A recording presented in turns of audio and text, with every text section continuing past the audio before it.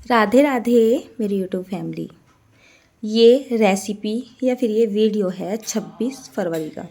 हम श्री वृंदावन धाम जी से आ चुके हैं और शाम का टाइम हो रहा है, करीब 6:30 क्या 7 ही बज रहे हैं।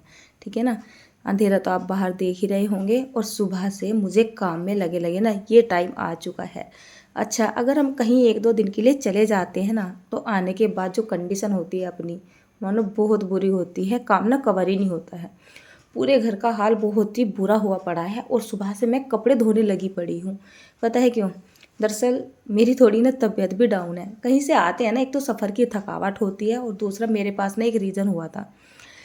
जैसे हम अपने घर से श्री वृंदावन धाम जी के लिए ट्रेन पकड़ते हैं ना, जाते हैं, तो क्या होता है, जैसे टिकट वगैरह तो बुक करके रखती है ना हम, तो स्लीपर वगैरह में हम टिकट बुक करते हैं और ट्रेन में क्या होता है ना, उसके डब्बे आगे पीछे बीच में कहीं भी लगा देते हैं, जिसकी वजह से ना थोड़ी सी भागा दौड़ी करनी पड़ जाती है।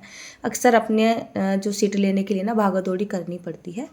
दरअसल जब हम इधर से जा रहे थे ना अपने घर से अपने यहाँ पे लोकल स्टेशन पे, तो क्या किया, ट्रेन में जो हमारे डब्बे थे जिसमें हमारी सीट थी ना, तो वो पीछे आ गए और हम खड़े हुए थे बीच में। तो जैसे ही हम ट्रेन की तरफ को, अपनी सीट की तरफ को भागे, पता नहीं क्या हुआ, मेरा पैर फिसल गया और बैग मेरे कंधे पे टंगा हुआ था और मैं बहुत तेज़ी से नीचे गिर गई, जिसकी वजह से मेरी उंगली का एक मांस ही फट गया है, ऐसा बोल सकते हो। मतलब जो छोटी उंगली होती है ना, उसका बहुत बुरा हाल है। खैर, हम दर्शन तो करके जैसे तैसे करके आ गए थे।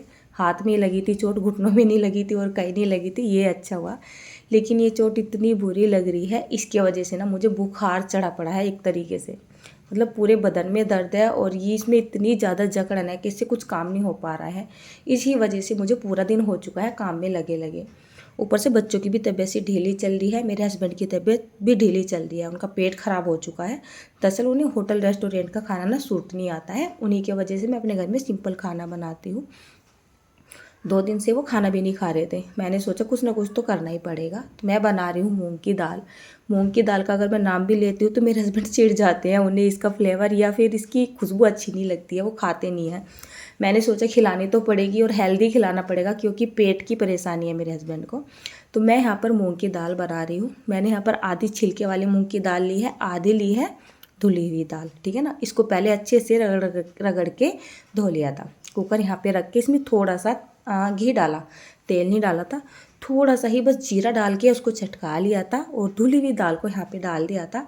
इसको करीब आधा मिनट के लिए अच्छे से ना भून सा लिया था, एक तरीके से फ्राई सा कर लिया था। ठीक है। फिर इसमें हल्की सी हल्दी और नमक डाला था और थोड़ा सा बस मैंने हींग डाला था। ठीक है। और कुछ भी नहीं डाला था मैंने, यहाँ पर लाल मिर्च भी नहीं डाली है।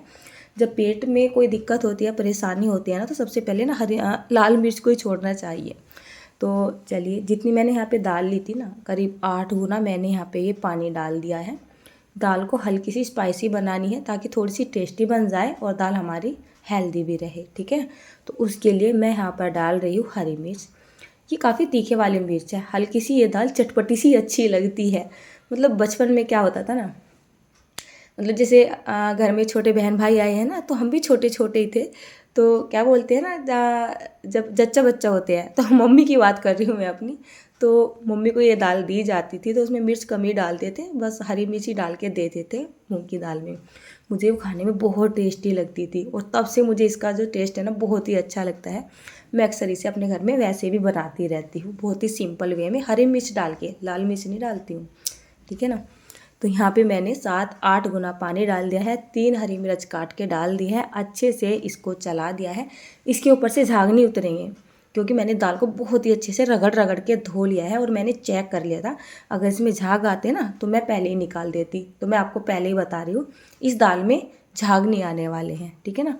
आटा लेके आ गई हूँ। ये दाल हम चावल वगैरह के साथ तो खाते नहीं है, सिंपली फुल्के के साथ खाई जाती है। पेट सभी खराब ही है, लगभग में सभी का ही हो रहा है और थोड़ी तबीयत भी डाउन है, तो मैं फुल्के बनाऊँगी। ठीक है, सिंपल फुल्के बनाऊँगी। इधर मेरे हाथ से परात भी नहीं पकड़ी जा रही है, मतलब ये हाथ ना मेरे से मुड़ ही नहीं रहा है। अगर मुड़ जाता है ना तो बहुत बुरा हाल हो जाता है, उंगली का दर्द हो जाता है पूरे हाथ में। काम तो करना ही होता है ना। शुरू में मैंने आपको क्लिप दिखा दी है, सुबह से मैं कपड़े धो रही थी, तो खाट पे कपड़े पड़े हुए हैं, मशीन में कपड़े पड़े हुए हैं, तार पे कपड़े पड़े हुए हैं।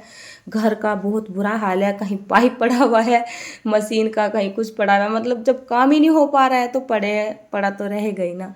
इसमें मैंने 2-3 सीटी लगा ली थी, पूरा प्रेशर निकालने दिया है।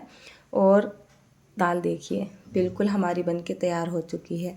ये दाल थोड़ी सी पतली ही बनाई जाती है, खाने में ज़्यादा टेस्टी लगती है और अच्छे से ना जब ये मिक्स हो जाती है ना पानी में, मतलब बिल्कुल कढ़ी की तरीके से नहीं बननी चाहिए, मिक्स भी होनी चाहिए और रवेदार भी बननी चाहिए, ऐसी दाल होनी चाहिए।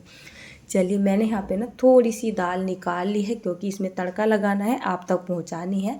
बाकी दाल में मैं तड़का नहीं लगाऊंगी, बस थोड़ी ही दाल मैंने एक डोंगे में या भगोने में निकाल ली है। पैन में थोड़ा सा आधा चम्मच के जितना घी डाल दिया है, इसमें थोड़ा सा जीरा डाल दिया है, एक सूखी मिर्च तोड़ के डाल दी है, थोड़ा सा क्या होता है ना हींग डाल दिया है, हल्की सी कसूरी मेथी डाल दी है। गैस को मैंने यहाँ पे ऑफ कर दिया है, इसको अच्छे से भुन जाने दिया है, ठीक है ना, जलाना नहीं है। लास्ट में अगर दाल में अच्छा सा कलर देना चाहते हो, ये एक तरीके से दाल फ्राई बन जाती है। थोड़ा सा काश्मीरी लाल मिर्च पाउडर या फिर देगी मिर्च वाला पाउडर डाल देते हैं, अच्छे से मिक्स कर देते हैं और दाल में हल्का सा तड़का लगा देते हैं। तो लीजिए आपकी ये बहुत ही सुपर टेस्टी दाल बनकर तैयार है।